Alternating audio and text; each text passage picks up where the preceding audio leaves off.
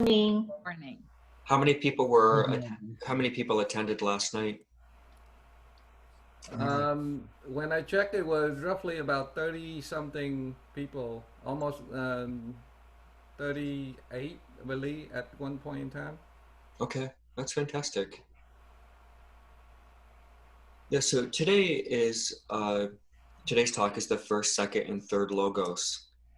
And to me, when I originally tried to study the first, second, and third logos in the material of Theosophy, I didn't quite understand what they were talking about. But in 2009, I became clairvoyant. And from 2009 to the present time, my ability has gotten clearer. So my ability to see has become more developed.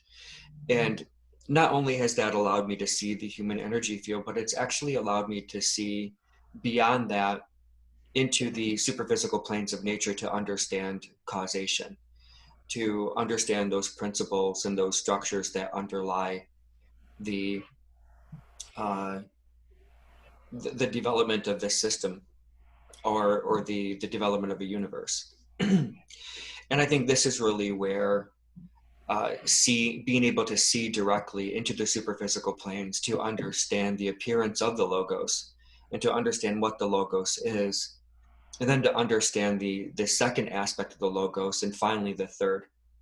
And in fact, then to understand the process that leads back to union with God through understanding the first, second, third logos. So I'm going to draw a picture. I think, there we go. So in the beginning, I'm going to choose a darker color, I think.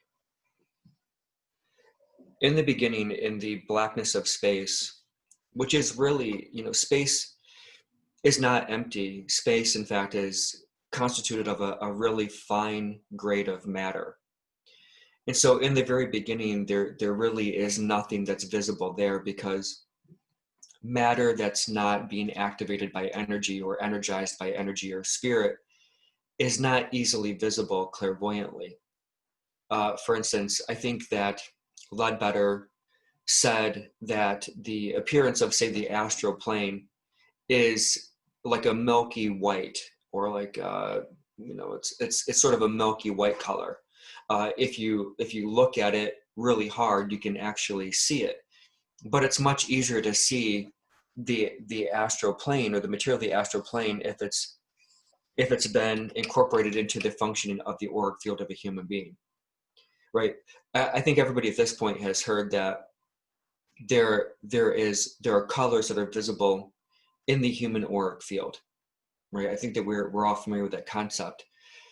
But if you think about it, that material, or that matter that is drawn into the person's auric field and expressive of it, is only visible because it is being activated by internal forces. So it's being colored from within, but on the outside, that material is largely invisible. So in terms of the first logos, when I look into what we'd call the beginning of time, and just sit and wait, there's the appearance of a globe of what looks like to be like a pure energy. So this would be the first logos. Now, what's really interesting is that the first logos looks very much like our own sun. So if you imagine the fiery orange-yellow sphere of our sun floating in space, and if you imagine this happening at a super physical level, this is what the first logos actually looks like. Now, it looks like a fiery orange-yellow, yellow-orange sun. This is actually, so the first logos is actually a thought form. And I've only been able to draw this conclusion by being able to look at the internal aspects of the first logos, or this sphere of energy. So if you were to take a cross section of the first logos and split it open, So I'm going to try to draw a picture here. So now we have a slightly internal view. What you would see is that this is constituted of different pools of light on the inside.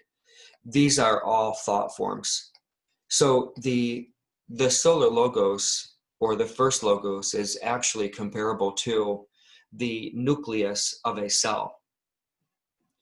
It contains all of the information of that cell. And so if you think about our solar system, or even the universe as essentially a cell or a series of cells that are put together or that abut one another, then you have some picture of what each of the solar logos or solar logi looks like in terms of what we call the auric envelope. So the first logos basically creates a giant electromagnetic field. And this could be compared to the auric field of a human being. So our fields are also electrical in nature, and they're also magnetic in nature. So the first logos appears as a sphere of light, generates an electromagnetic field, and begins to pull matter into it. Now, everything that happens in our particular solar system is actually a function of the first logos, which underlies all creative processes. And this is only as the solar logos continues to develop. Now, what's really interesting is that in the very beginning, as the solar logos makes its appearance in what appears to be the vacuum of space, it shows up as an indefinite sphere, which as it sits there, it continues to undergo structural development and begins to become more and more definite, more and more spherical, until actually it stands there as a virtually completely rigid structure that you could then begin to almost touch. Does that make sense? I don't know if anybody else has studied these things, but this is what I see in terms of the first logos. It makes its appearance. It's rather amorphous or an indefinite cloud of what appears to be gaseous material that as it sits there, it begins to densify, structuralize, and ultimately hardens into a dense yellow-orange sphere. And this is the first logos. This contains all the vibrations that are actually going to develop into our solar system. Another way of looking at this actually is that the first logos is actually a gigantic seed that is planted into the planes of matter where it undergoes structural development. Okay, this is the first phase. Anybody have any questions about this? And, I mentioned this earlier, yesterday, I should say, that, there really are no stupid questions. And, I think that it's really important to make sure that we have a space to ask questions because it's how we learn.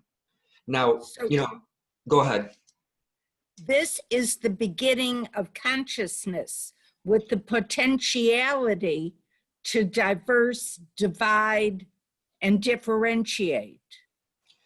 Yeah, this is what we would call unity consciousness, right? This is, another way of looking at this is undifferentiated consciousness or sentience. And this is essentially, if you look at this and you move inside of this space clairvoyantly, clairaudiently, what you will hear is a vast chorus of energies and voices that essentially are, although you can hear the different chords or the different aspects of it, they really represent a singular, united consciousness. And this is certainly before consciousness differentiates. In fact, this is the first logos is considered the cosmic egg. For those of you who study mythology and look at the different religions, this is the cosmic egg. The first logos is Brahma, for those of you who are familiar with Hinduism. Okay, that Lord Brahma was said to be born from the navel of Lord Vishnu, and Lord Brahma's appearance is that of a fiery sun-like structure.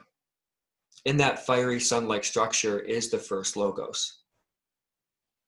Okay, so even in that mythology, there is hidden truth that describes what I call the solar or the logoic process, the process through which the logos appears and undergoes structural development. How many people here are familiar with the concept of the cosmic egg? Right? It's a gigantic egg that basically gives rise to the whole universe. And that's exactly what the first logos is. It is an egg in which that undergoes development that essentially gives birth to the universe or solar systems. Any other questions or any other thoughts about this part? Okay, this is phase one.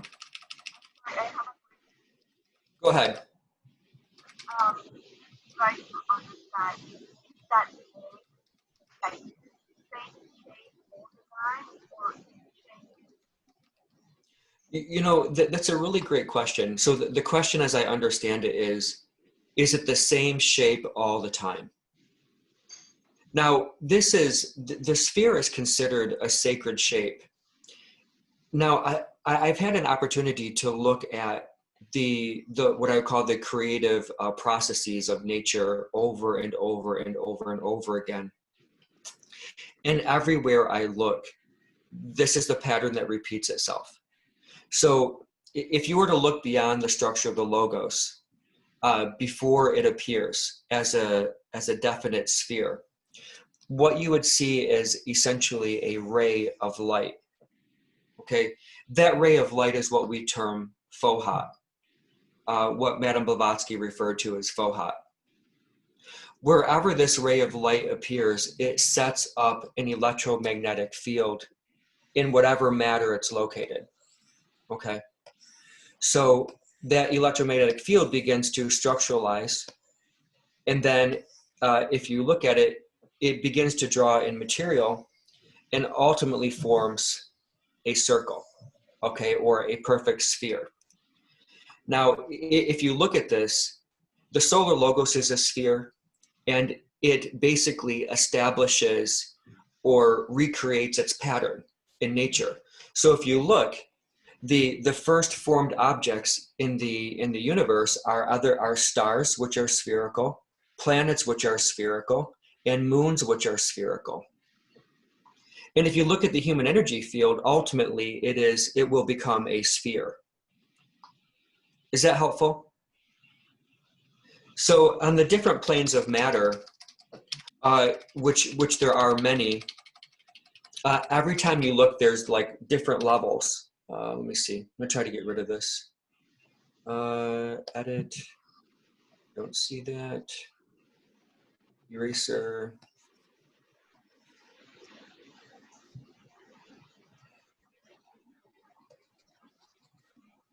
All right. No, can't seem to erase that. But if you look at, one of my favorite books on this subject, or at least that makes reference to this subject, is Notes on the Bhagavad Gita by Subba Rao, or Subba Rao, Subba, last name Row. And so if you look at the higher planes of consciousness, there actually are, there's a field of logi. So there's not just one logos, but there are multiple logi.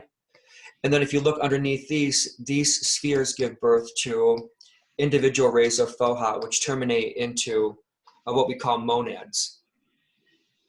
So if you've ever read the book, The Monad by Charles Ledbetter, what he is describing is our first subtle body, which is actually in the shape of a sphere. So this pattern repeats itself throughout nature on the superphysical planes. All right. Any other questions?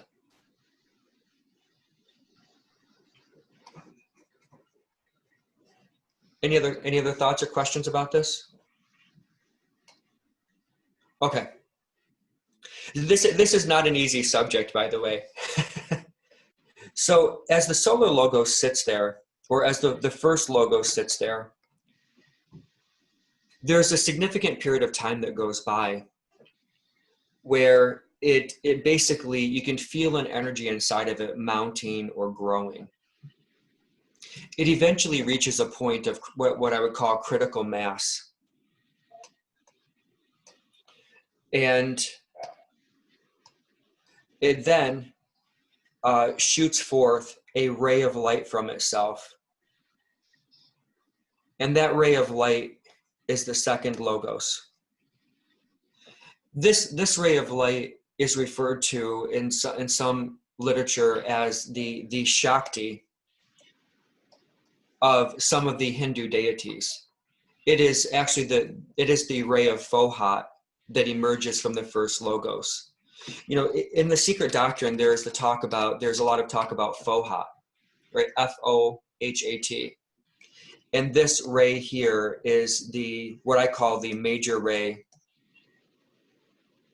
of Fohat. This is basically the bridge that exists between the mind of God and the field of matter. Down this ray, the solar logos begins to communicate its energies and ideas, which begin to organize matter. So now this creative energy moves outward, and it begins to mold and shape the physical world that we actually see around us. This process takes an incredibly long time. This is probably one of the, I think, the easier aspects of the logos to describe, because it's really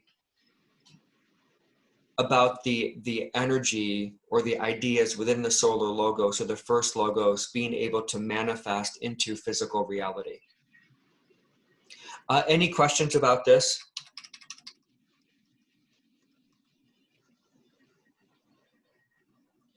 So we have first logos, second logos.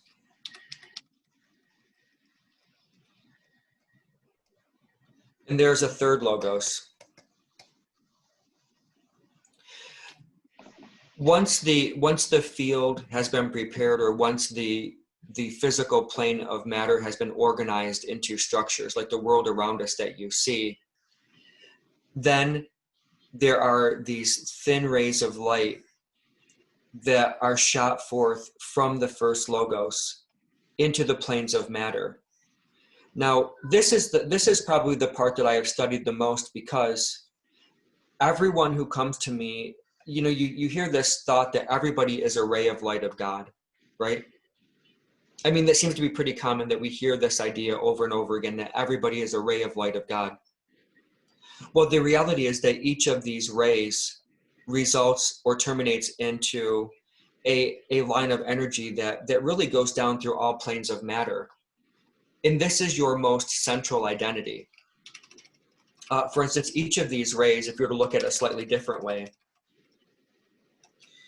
each one of these rays incarnates into the planes of matter in the physical bodies that have been prepared for it.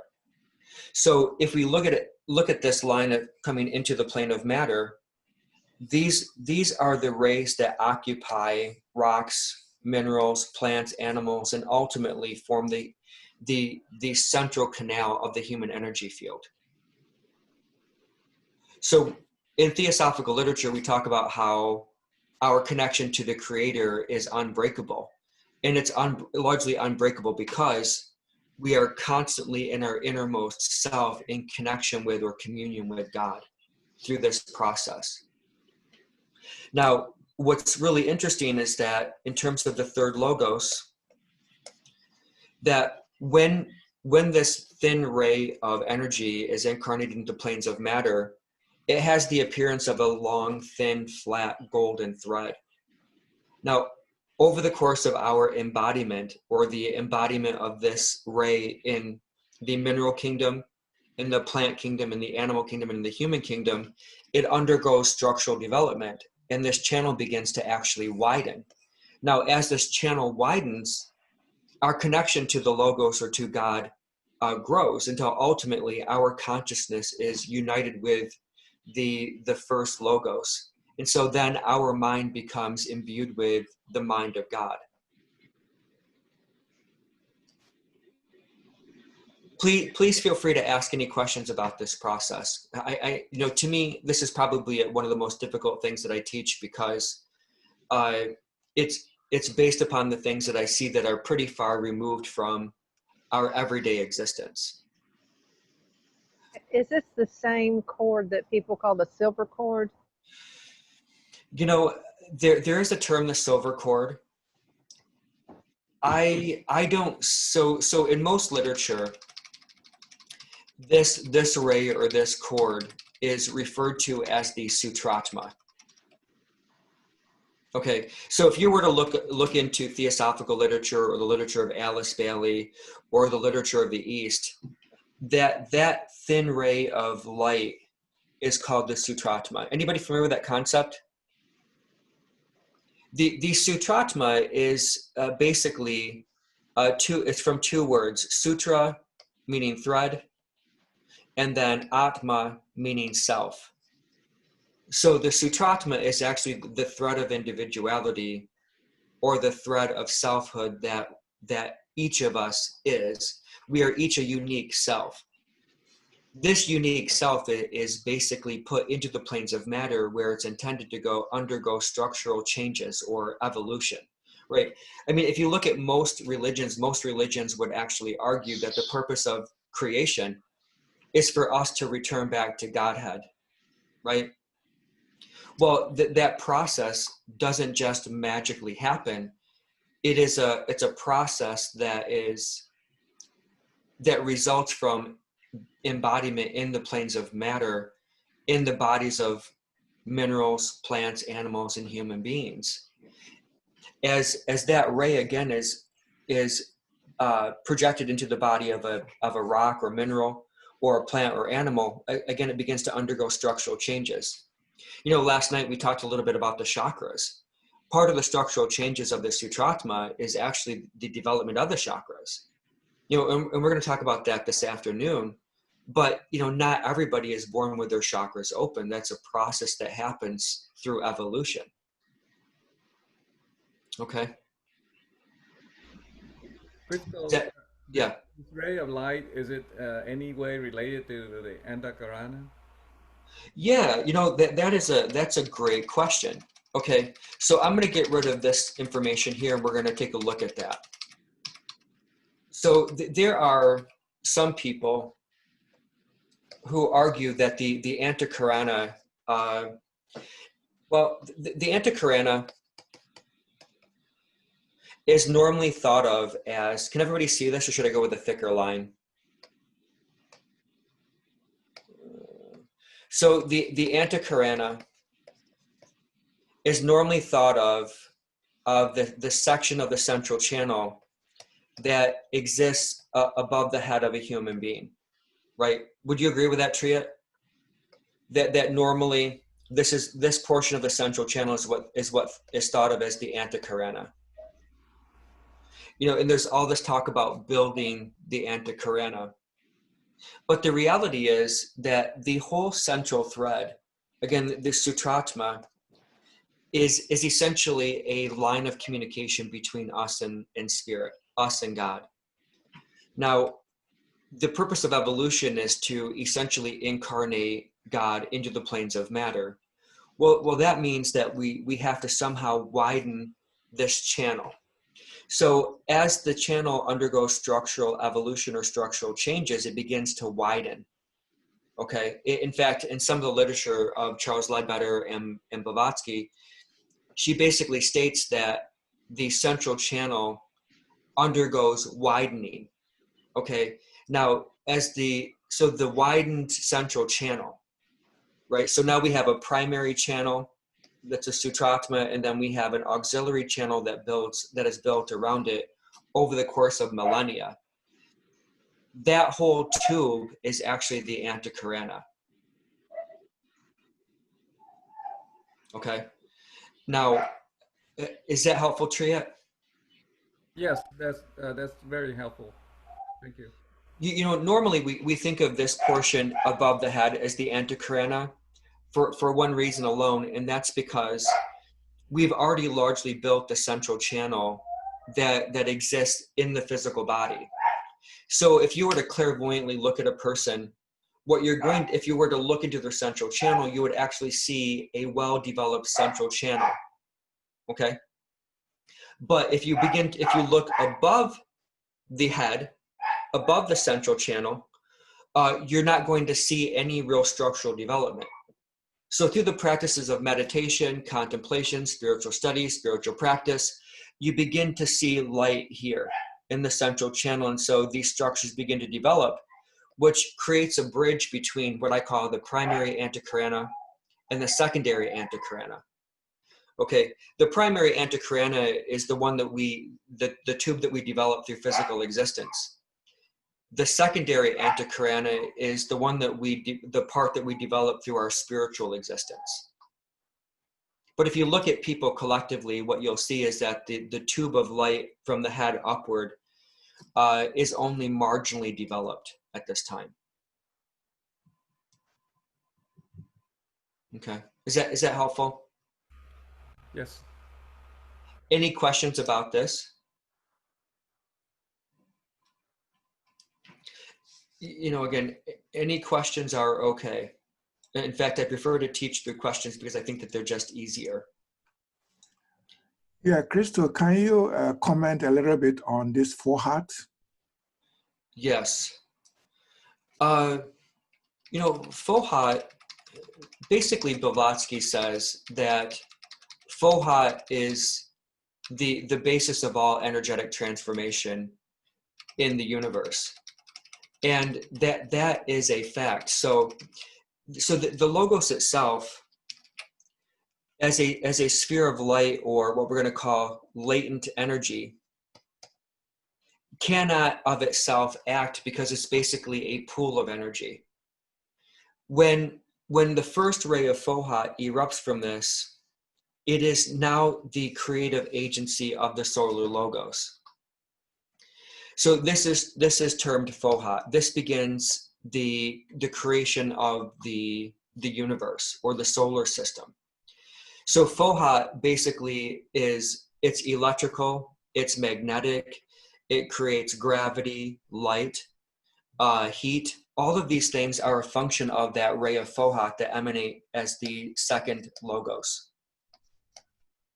Okay, all energy is a function of Fohat. Is that helpful? Yes. Yeah, again, it took me a long time to understand this because as I was looking at each person, you look at the central channel, you look at those structures and you realize that there's energy coming from somewhere that's undergoing structural development. Well, eventually my sight opened far enough for me to be able to see that this ray of light actually emanates directly from the solar logos. And that ray of light actually forms the central channel or the energetic spine of each living organism. And as the energetic spine immersed in each physical body undergoes experience, the energetic spine undergoes structural development or structural changes. Okay, and this is the development of the chakras primarily.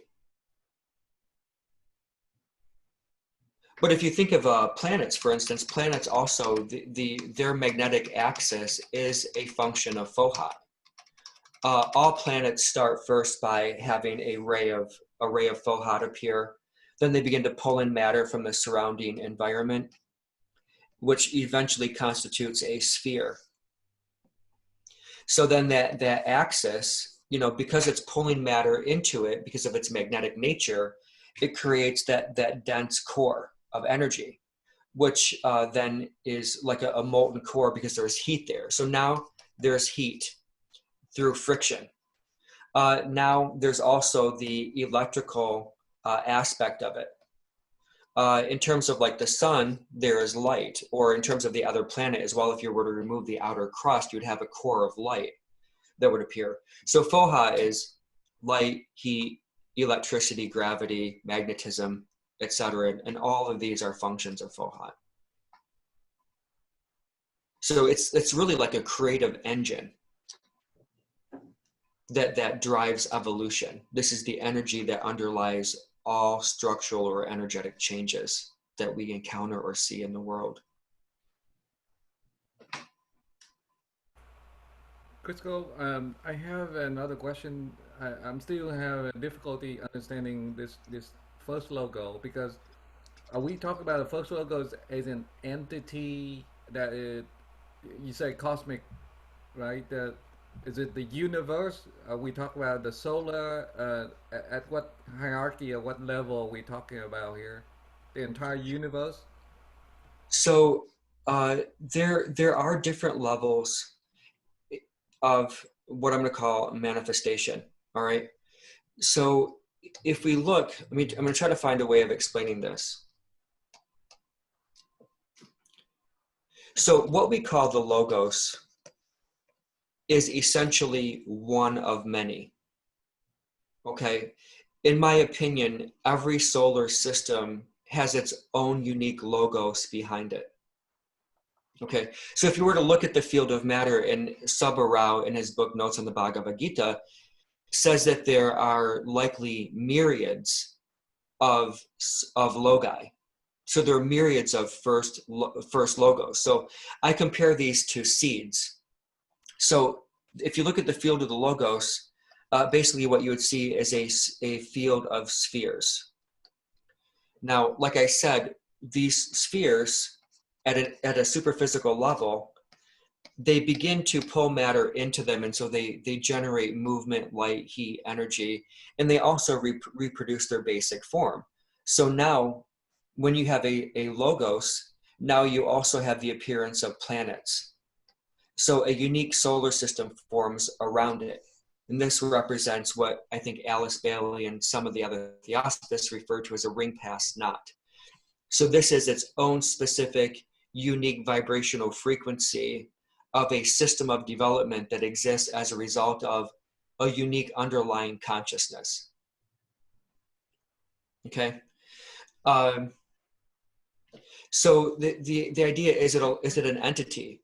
And I do think that there is that it represents a consciousness, that every living organism in our solar system, where all the structures are essentially the result of this one gigantic being, the logos, who essentially projects himself into the field of matter in as these rays of light, and also the forms that it occupies.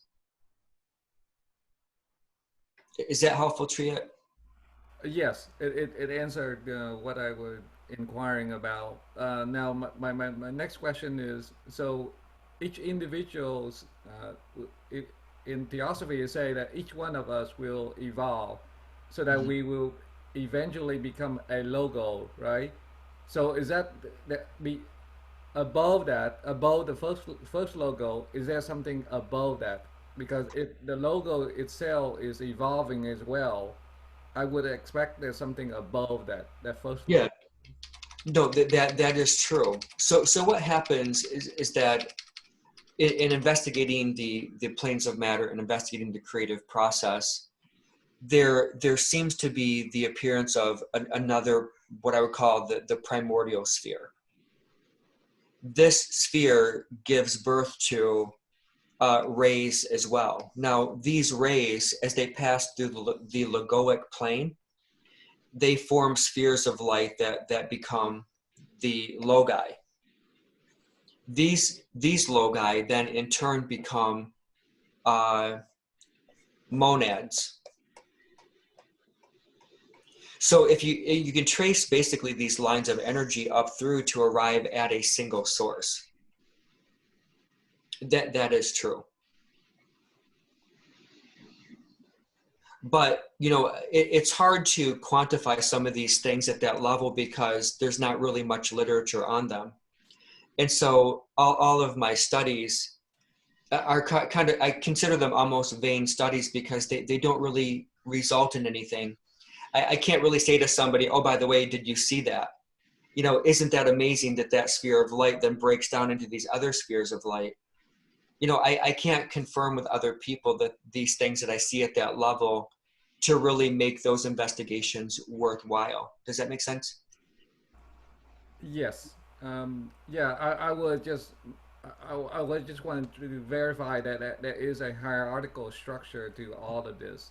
There You is. start There is. out at the monad, and then you evolve into eventually to become a logo, and then Correct. the logo work together somehow. That will be evolve into yet another hierarchy up the chain, right? Exactly. Yes, that is true. And for me, I have repeatedly looked at this part of this process because this part, not only is it somewhat easier to see, but the material is more relevant. It's more immediate. Like I can look at each person and trace their sutratma back up to the logos and look at it. And so and I can have dialogues with them at some level about the structural development of their soul. Like last night, I was talking with people about the development of their chakras and as it relates to their intuition. So that person, even though they are a ray of light of God that has undergone a certain level of structural development, it's self-conscious enough where you can ask them questions that they can reflect upon and essentially identify their own level of growth. So that means that we can have a really active conversation around what it means to be a ray of light or a ray of Foha undergoing evolution. But unfortunately, I can't have those dialogues with the logos itself or with that which rests above the logos. But ultimately, I have been able to see into those planes, and there is something above what we call the first logos that we are evolving toward.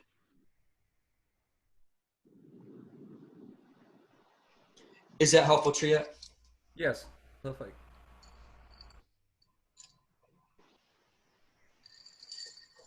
Are there any other thoughts or questions about this process? I have a question that it may be the opposite of the process, and that is that I think the first time this phrase appeared, the law of attraction, actually Blavatsky, it was in one of her works, and now it's a very popular concept, the law of attraction. And I'm just wondering how, that we can think and that we shoot out these magnetic energies and so forth. How does that fit in with this? Well, I think of each human being as a microcosm of the logos. So as God basically incarnates into the planes of matter and then creates a system of development, that each human being that is a ray of God, as it incarnates into the planes of matter, it's like a little nucleus of thought that generates a system of development. Well, you can do one of two things. You can create unconsciously, or you can create consciously. Now, most people have developed some creative intention, but they have also an unconscious which is filled with, unfortunately, negative conditioning with patterns from childhood, etc. So this is what I call simultaneous creation. Simultaneous creation is where a person is semi-conscious, and they can create through intention something. They can manifest cars, houses, partnerships, but they also tend to recreate, I should say, negative patterns from childhood. I mean, how many people sort of suffer the same patterns from childhood that there's some patterns that they experience over and over and over again? Anybody here? And that's because the unconscious has been conditioned. So as we become more self-aware, we can begin to weed out the negative conditioning, which are basically thought forms. So we can begin to weed out the negative thought forms from our consciousness, and we can consciously begin to plant thoughts in our field of development that represent the electromagnetic forms that begin to create our reality. Is that helpful? So a lot of people are not really creating through intention all the time because their mind shuts off. You know, you can't hold a single thought in your consciousness in perpetuity. That thought breaks. There's the bills, the mortgage, the car payment, the dog, the cat, the grocery, you know, all of those things tend to create breaks in consciousness, which leaves an opening for the unconscious to reassert itself. I compare it to driving a car that pulls to the left. So when you get in it, you have to basically drive to the right all the time to keep the car from going left. Well, as soon as you take your hand off the wheel or stop wrestling it, it goes back to the left. And this is exactly what happens with people. Their consciousness, which has been trained from the past experiences, tends to pull left. And while their conscious mind can only pull right for so long against that, and then you have to go to sleep. You have to write a check. You have to go to the grocery store. And so then the unconscious takes over again. So as you become conscious, you start pulling weeds. The things that you don't want in your garden, you basically uproot and you throw away. And then you look at the bare backyard and you think to yourself, what do I want to see grow here? What do I want in my life? And you start planting seeds in the soil of what you want to create in terms of the world of your thought. And those thoughts begin to grow as they are watered. I have a question, Cristo. Yeah. Shanti here. Hey, Shanti. You mentioned something really fast. You said each human being is a ray of God. Yes. So if I say I am God, is that a true statement? Is that I am God? I think it's a truer statement to say I am an aspect of God. Okay, and I'll share with you why. I love, one of my favorite books is the Autobiography of a Yogi by Swami Yogananda.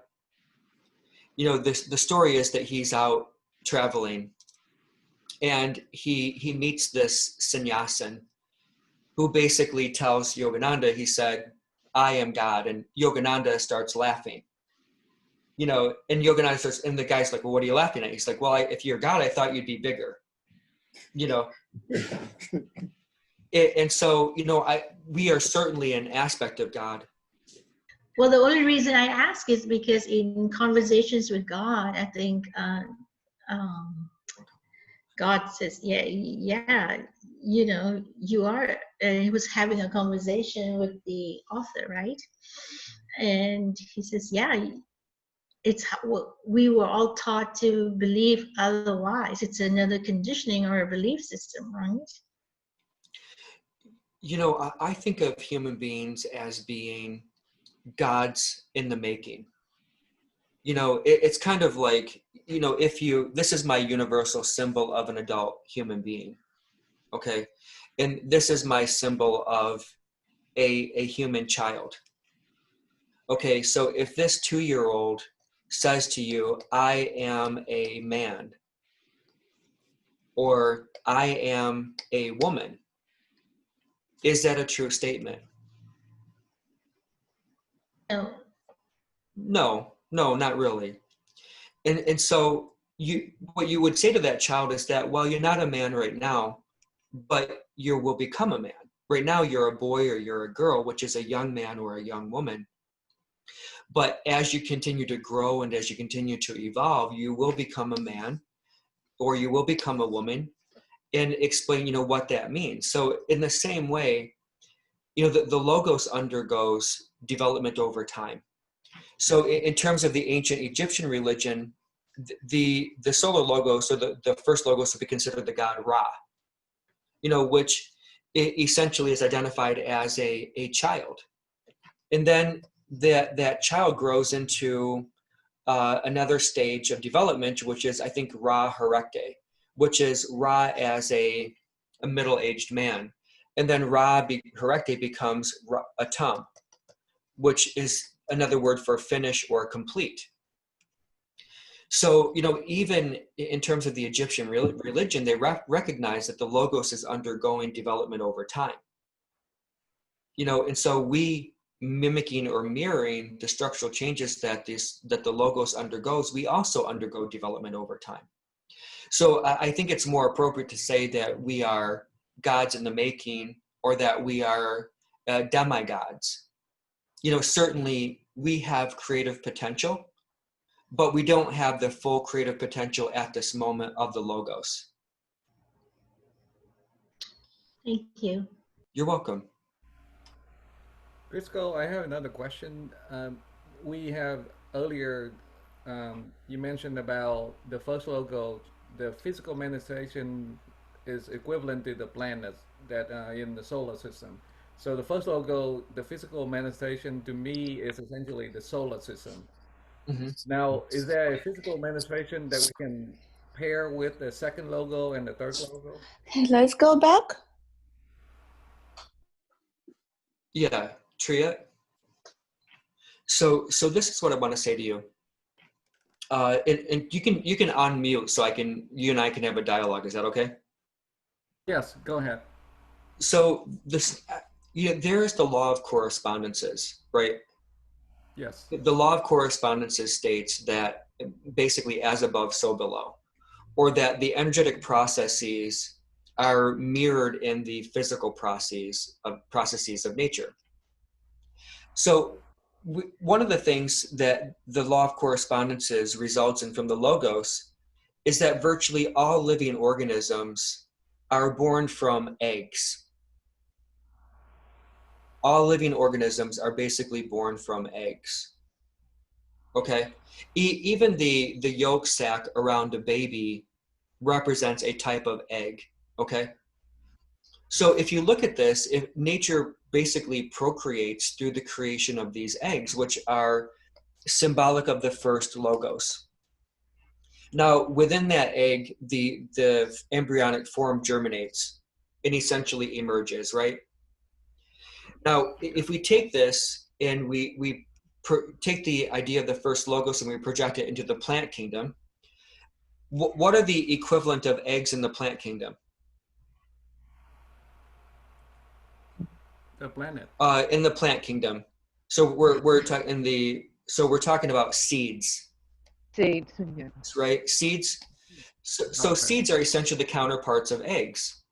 Now, what's really interesting is that when you take a seed and you drop it in the soil, it sits there and it germinates, sometimes for a year, sometimes for 2 weeks, sometimes 3 weeks. But ultimately, every seed basically bursts its shell and a plant emerges. Right? Yes. That is symbolic of the emergence of the second logos from the first logos. Oh, okay. Thank you. Yeah. Yeah, go ahead. Tell me what you think about that, Triet. Yeah, so essentially first logo is all potential. All potential, exactly. Yeah. So now the busting of the sea essentially is the beginning of that thought form become now something a bit more concrete. Exactly. And what's really interesting is that even though, take a tiny seed, like an acorn, right? And as that seed emerges or bursts its shell, it begins to incorporate matter into it, right? Yes. And then that tiny seed that weighed probably I don't know, a couple of grams, a gram, now has grown into this tree that weighs thousands of pounds. And so the solar system basically grows in the same way.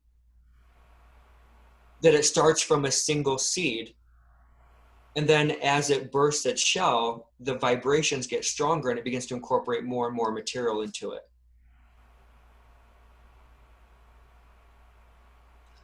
Yeah, Cristo, I have a question. Sure. There's a saying in Christianity that says, "In whom we live and move and have our being." Is it referring to the first logos? Yes. It's actually, so if you look at this on a smaller scale, this is the appearance of the first logos.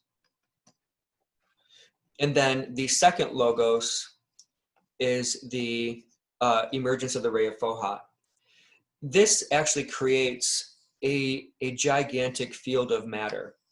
Okay, this is the planes of matter. So then, as these, the third logos, these rays forth, then we actually do live in the field of the first logos. Now, what's interesting is that in terms of karma, so our astral body, our physical body, our mental body, and our bodies that are higher than that are actually formed directly out of the material that constitutes the body of the first logos. So in terms of our karma, every thought, every action, every deed is recorded into the body of God, into the mind of God, because it's a permutation of our body, which is a permutation of the mind of God. And this is how karma works. Is that helpful, John? Yes. Tria, you like that? Yep, that's really good. I like the way that you say permutation.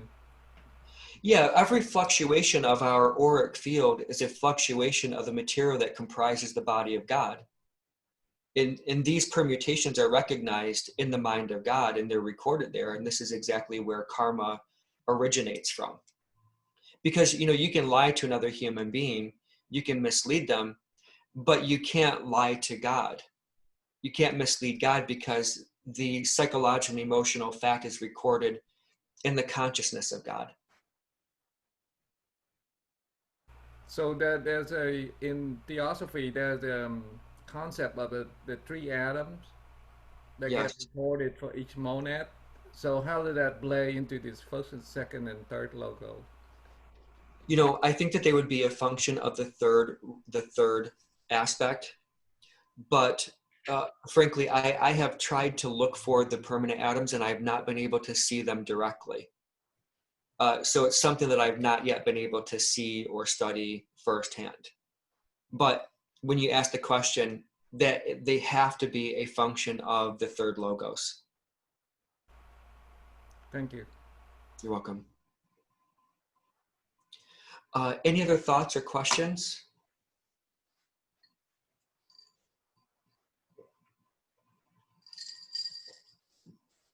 Okay. Well, I think that the talk has gone better than I thought that it would. The talk on the first and second, third logos is again not easy material to process, and I hope that you've been able to get something from this conversation. So really, the first logo literally cannot do anything unless there is the second and the third logo. The second logo provide the germination of the physical, the manifestation. It's kind of like the third logo is required in order to be kind of like your hand, right? Without Right, your hand, you cannot do anything. So in terms of the first logo is essentially all spirit. The spirit right, itself cannot be creative in the physical world. So it has right, to go through all these intermediate, and then eventually down to the third logo, which is essentially your hand. Without your hand, you cannot do anything. right. I think that that's a really great analogy. You know, there's another way of interpreting this, and you know, sometimes people refer to the first logos as the Father, and sometimes people refer to as the second logos as the Mother, and then sometimes people refer to the third logos as the Son.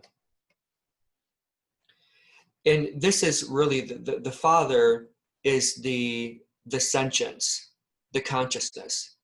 The Mother is the Shakti, the doer, the power. And the Son is the consciousness that results from the Father and Mother in their united activity.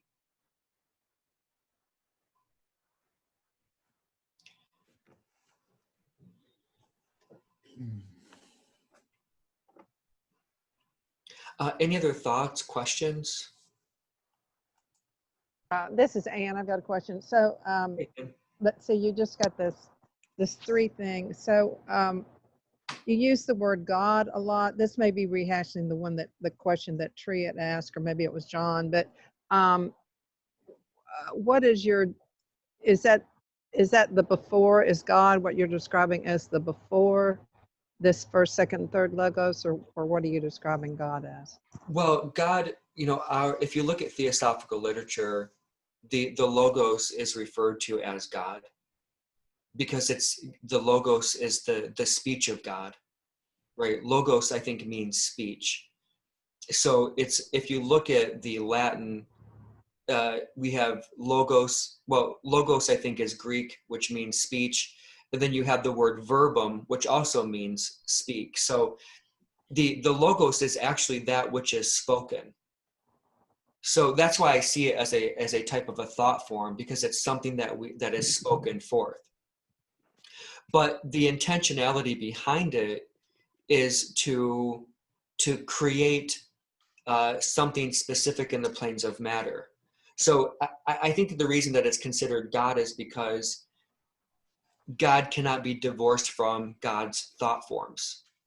So God thought the sphere of the logos into being, which over the course of time it solidified.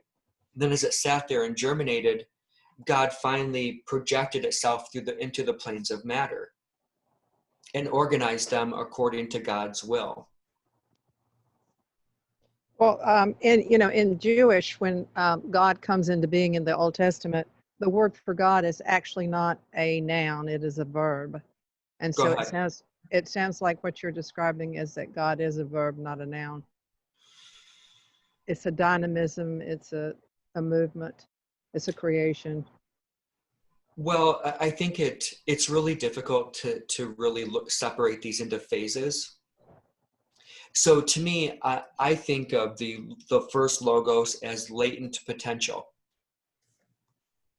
And then I think of the second logos as potentiated potential. And the third logos is essentially the result. So if you look at God at the first level, or the logos at the first level, it's merely a potential stage of activity. Okay, so most people just sort of skip that part and go directly into the active part of God. And I think that any one of these is actually okay. It's just about understanding the process for me. That's how I see it. Is that helpful?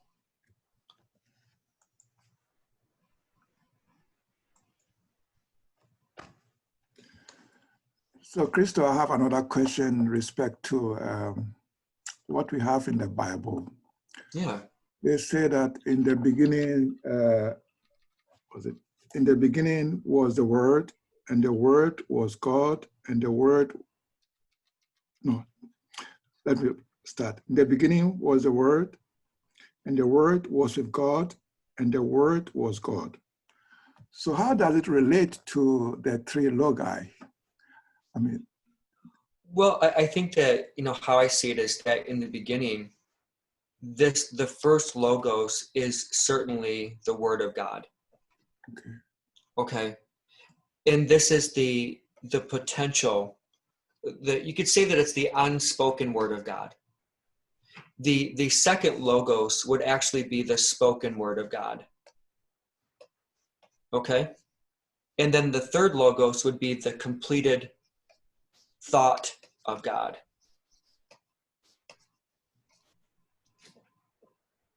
Is that helpful? sure. Because what is speech without having an object, right? So Crystal basically is Shanti here. Is Shanti. basically everything going from formless to form, because I think as human beings, we want to see everything in form, right? Some kind of shape or smell, taste with our five senses to believe it. I believe so. Everything, we have a potential to create everything in form through that and bring it down into, I mean, to in formless to bring it into form. Is that correct? Yes. Yes. You know, again, you know, we if you look at human beings, this is what we look like. So this is the logos, and then this is the human monad. Can you see how the parent and the child look similar?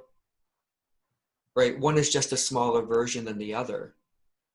So if you look, I'm just going to draw these in different colors. This is the first logos, and then this is the ray of Fohat. Well, this is a human monad, and then this is the ray of Fohat.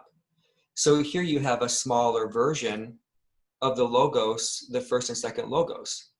So as the first logos has creative power, creative efficacy, his minor or his reproduction also has creative efficacy. You know, like I think it was Triat said, you know, we are growing and evolving ourselves to become additional logi.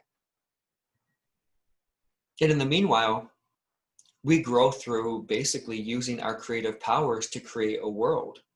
You know, my world looks different from John's world, and John's world looks different than Shanti's world, and then Anne's world looks different from Anne's world. You know, so all of our worlds have a unique fragrance or flavor that represents our own individual development. I mean, the pattern is essentially the same from person to person to person, but how that pattern expresses is unique. Right? I mean, go ahead. Yeah, it makes sense. It makes sense. So we all have the potential to go into higher levels of consciousness to connect that and create that, because we were made in the image of God, right?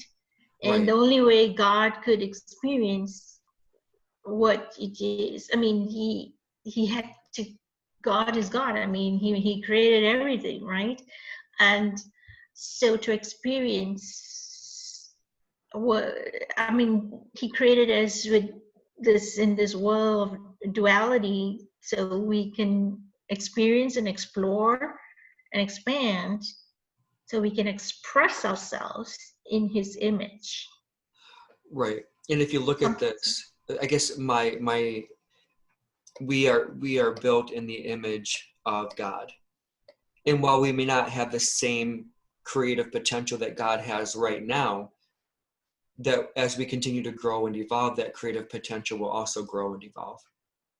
You know, and while we are creating right now on a microcosmic scale, that scale will continue to grow and evolve itself. So our ability to mold and shape matter. I mean, there's talk about how the masters can manifest virtually anything, right? I mean, most human beings, myself included, don't have that power at this point. But if the masters represents a stage of advanced human development, that eventually we'll move from this place to that place to have more creative power or more creative ability. So, Cristo, in order, like, we're talking about the masters and to live masterly, how the masters live. So, don't we, as human beings, when you say, I think earlier on you mentioned something about thoughts, don't we have to learn how to master our thoughts and emotions, because we are emotional human beings and emotions come from thoughts? Master. And I think that's a whole big process right there, because, like, as you mentioned, we are an experience of our life, our childhood, or whatever we bring with us and we carry with us. And unless we learn how to master that, we will continue to carry that with us throughout our life, right? Well, that is true. I mean, I see that there are two problems that are set before the human being. One is, and I'm going to just try to, so the first problem is to learn how to manage. So the first problem is learning how to manage thought. And the second problem is to learn how to manage our energy. Because really, these are the two primary terms of any existence, right? You have thought, you have energy, and you have matter. Well, matter, we understand, is largely inert. So what you have then are really two terms. You have to learn how to manage what you think, or to what thoughts you are activating or potentiating on a daily basis. And then you have to learn how to manage your energy. And that is to learn how to direct your energy into the thoughts that you want to energize, as opposed to energizing thoughts that you don't want to energize, right? Because either way, if you energize the thought, you're energizing its creative potential. Sure. Okay, so as we learn how to manage thought, we are learning how to essentially consciously create a system that is overall better or more functional for us. And that's why yesterday you mentioned it takes 10 years, like, because we've been wired a certain way. We've been conditioned, and we're mostly subconsciously. If it's conscious, yeah, we know. If we're conscious, we know what to change. But it's the subconscious. Thought is so subtle. It is the most subtle form, but it can be the most impact us most.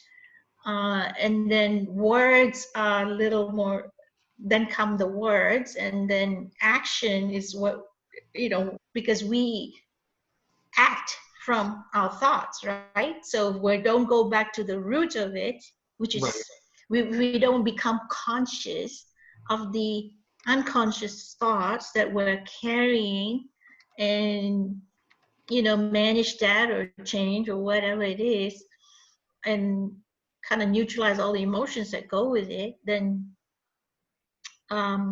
we are carrying the same emotion too, whether it's grief or sadness or anger, Sure.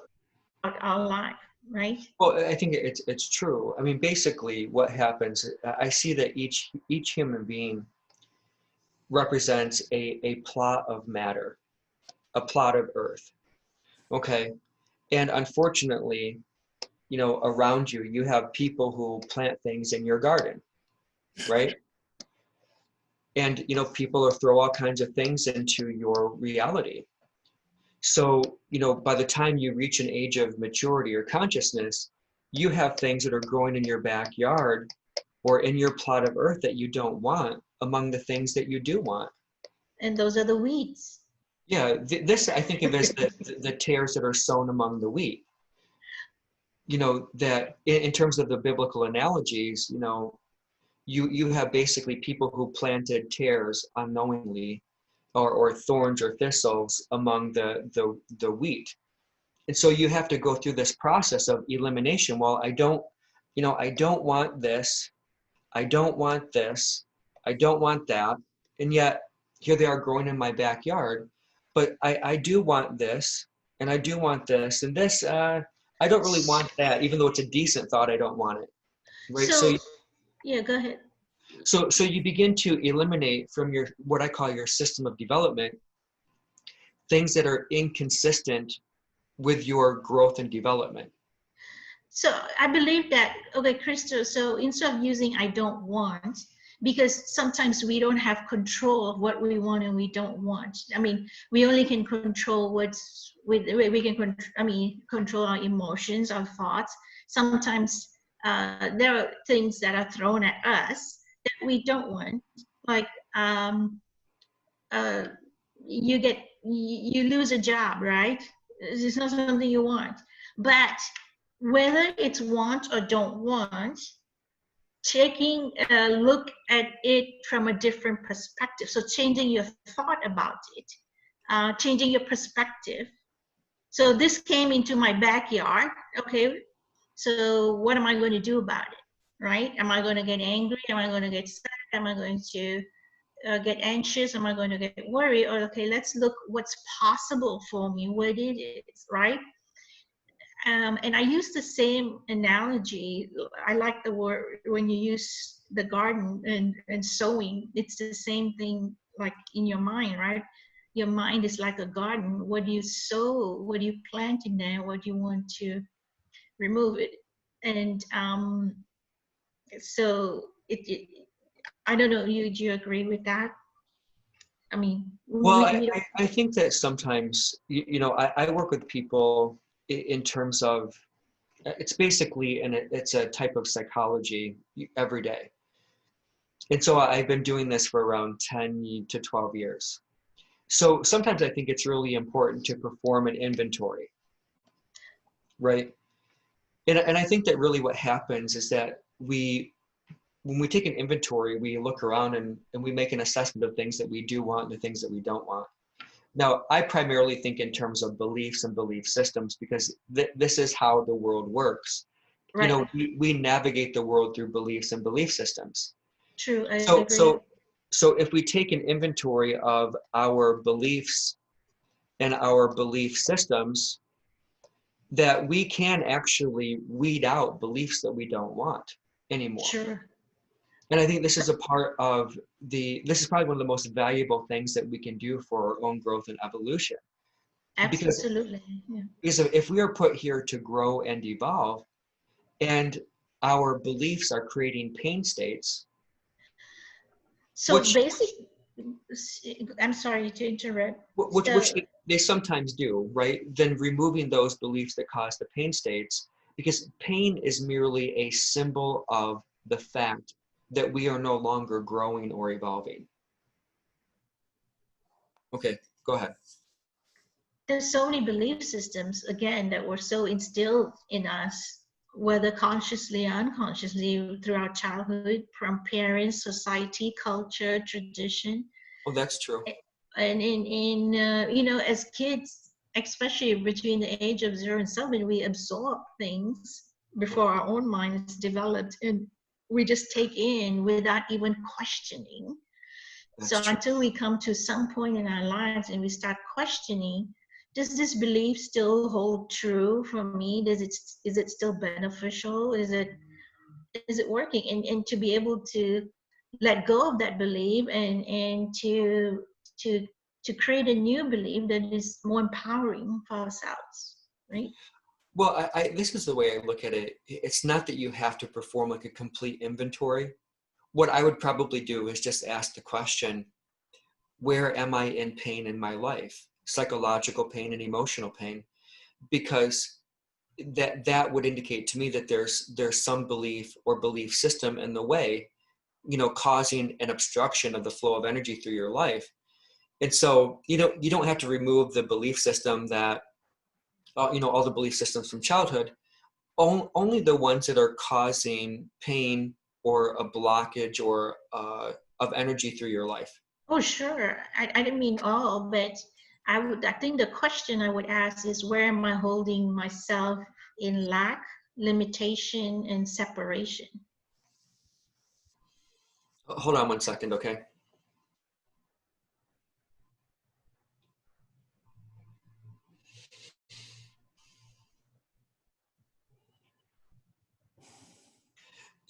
I would, it's a similar question, but I would probably ask, where am I experiencing pain in my life?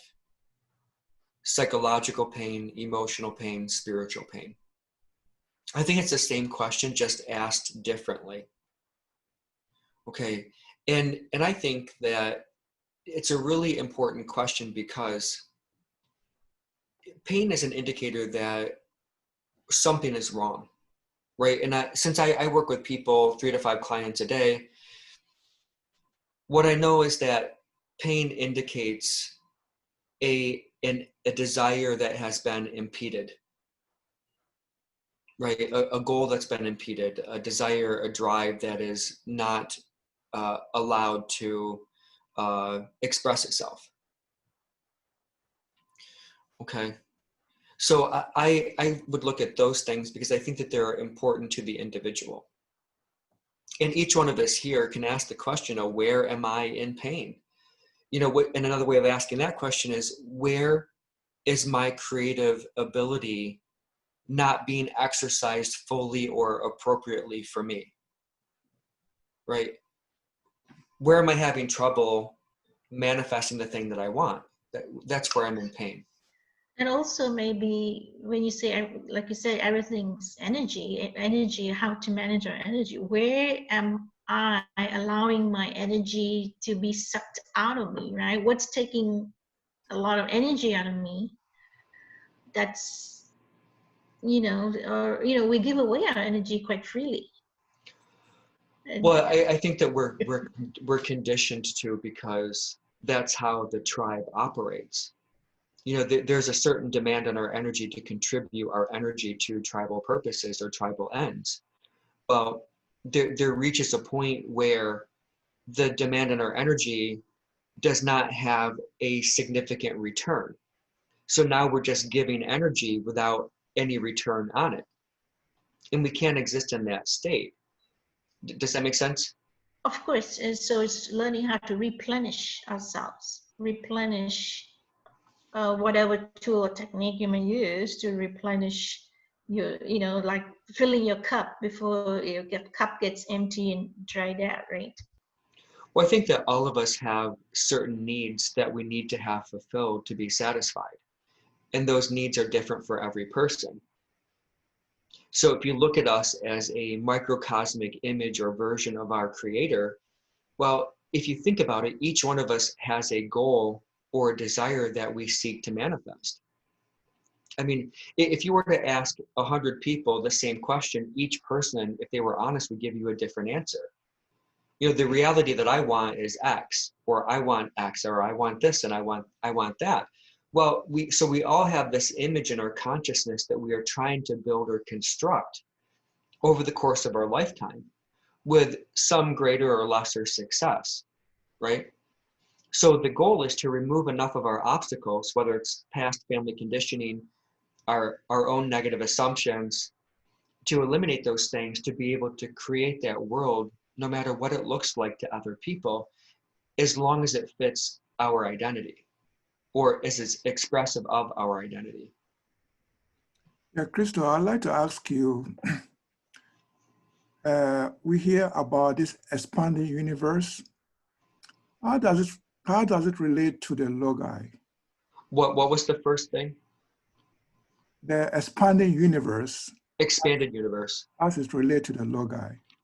Our universe is basically expanding because,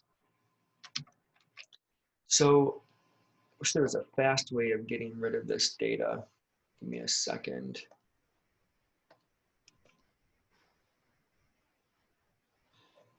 I may have to draw over top of this just to save a little bit of time. Or just do a section. So in my opinion, the universe itself isn't really expanding. It only has the appearance of expanding. Okay. Which may be sort of an argument in semantics, but I think that there's some truth to it. So if you have whatever primordial figure that gives birth to the Logi, right? There's a field of Logi. There are thousands of them. And each one of these thousands of Logi gives birth to trillions of monads, that you begin to see how the universe is expanding. Can you see it? Mm-hmm. So the one becomes the many. So, but this all takes place in the envelope of matter that we call the universe. So the universe itself really isn't expanding, in my opinion. It's the content within it that's expanding or multiplying, right? It's kind of like saying, oh, we have a farm and our farm is expanding because now we started with 10 chickens and now we have 1,000 chickens. Well, the farm itself hasn't really expanded, right?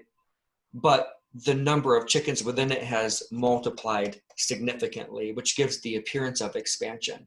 Okay. And I think this is what happens with the universe, that it's not really growing. It's that the content is undergoing multiplication. Okay.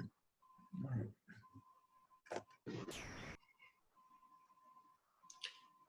Good question. All right. Well, what do you think? Are there other questions, other thoughts? Do you feel like you got something out of this lecture? The first, second, and third logos? Yes. Maria, I think Maria had a question. yeah, Maria has a question in the chat as well. I sent a question to the chat. I wondered if you were able to read it. I'm sorry, I could not make out the question. Yes, Crisco, Maria has a question that she typed in the chat. It says, Oh, what happened with the third logo after the matter is not there anymore? I mean, what happened with the ray when somebody else, somebody dies? oh, well, this is a great question. You know, what ends up happening is this. So you have again, the first logos, the second logos, and then you have the third logos, which is again, the minor, what I call the minor rays of Fohat. So all of these rays are projected down into the planes of matter, where again, they undergo structural changes, or the building of the Antakarana. Now, as the Antakarana is built, basically the individual's consciousness becomes God consciousness, or they reunite with God. Now, after this process is complete, all of the rays basically are retracted. They roll back up into the solar logos where they came from. And so then matter undergoes what is called pralaya, or a state of inactivity, because it's no longer potentiated by, or no longer vivified or actuated by the light of God.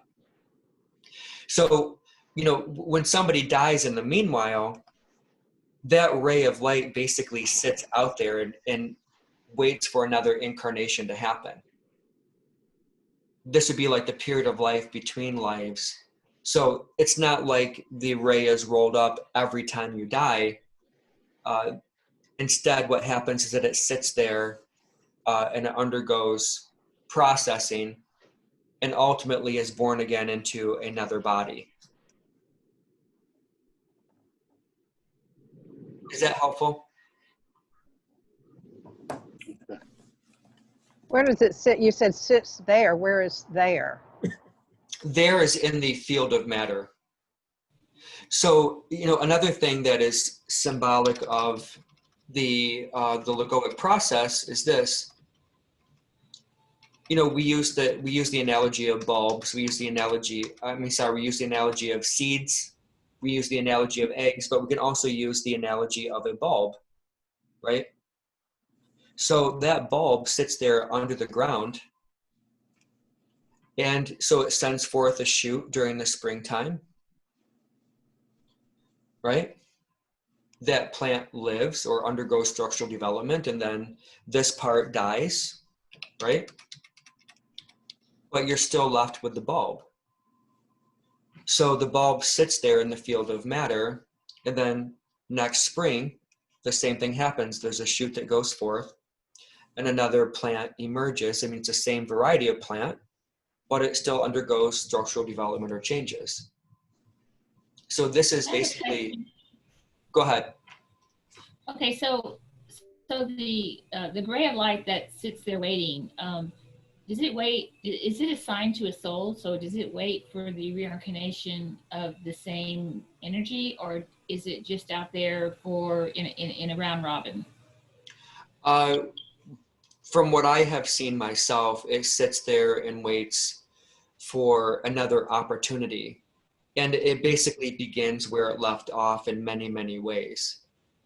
So it's almost like there's a continuation of life from where it left off.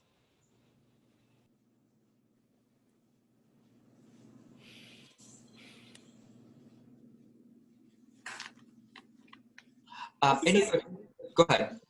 Yeah, this is Maria, another Maria. Hey, Maria. I have a question. I mean, everything you presented is very interesting, but one area that my husband and I were really interested about is black holes. How do black holes fit into your explorations? Because we don't really understand their nature. But yeah, I think it's a great question. How does In that, fact, have you explored it? Have you looked into that?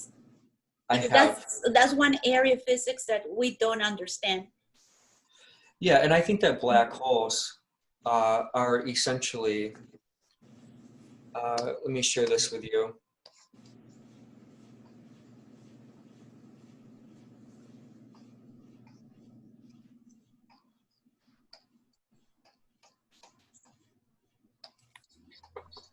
Okay.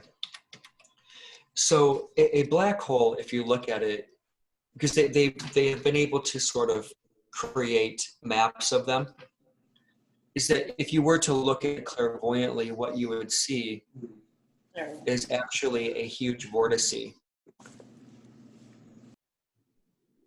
So this is another aspect of FOHAT that I forgot to mention, but that wherever FOHAT makes its appearance, it creates vortices. Okay, and when you have the formation of a primary vortice and then a secondary vortice, and you have the connection of these, this is how a planet is created. All right. So with a black hole is merely a vortice that takes place in the fabric of space. In fact, it's my argument. I've not really put this teaching out there yet, but I think that it's true. If you look at a solar system, or I'm sorry, a galaxy, right? What you will see is that galaxies take different shapes, but they're generally some type of spiral, right? So you have 2-armed galaxies, you have 4-armed galaxies, you have 6-armed galaxies, and all of these actually take place. So there's a rotational movement here.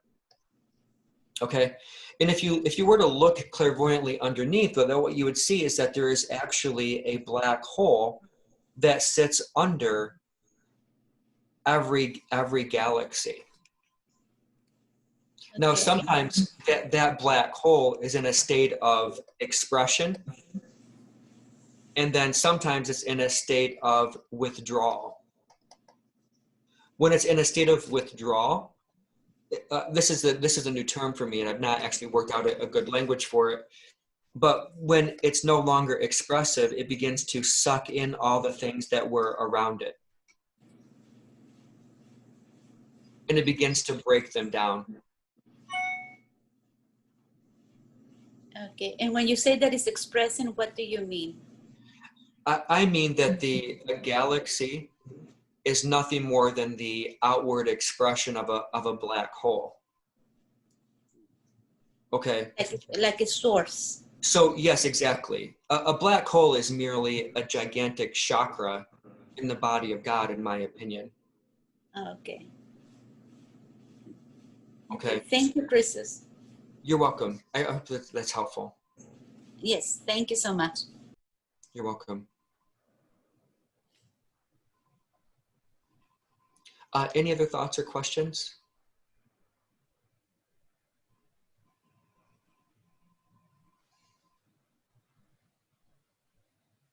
We've covered a lot of ground. Yep.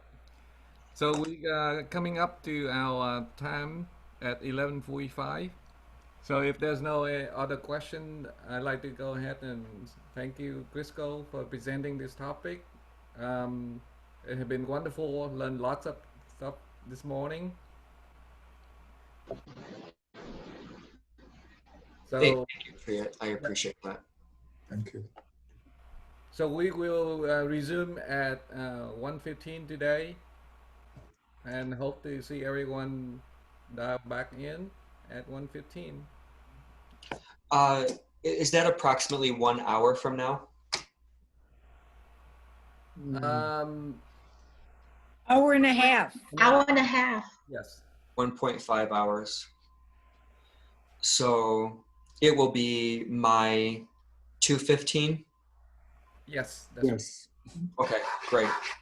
So I will log in right around 2 o'clock. Thank you. Yes, Thank you. you're welcome. Thank you.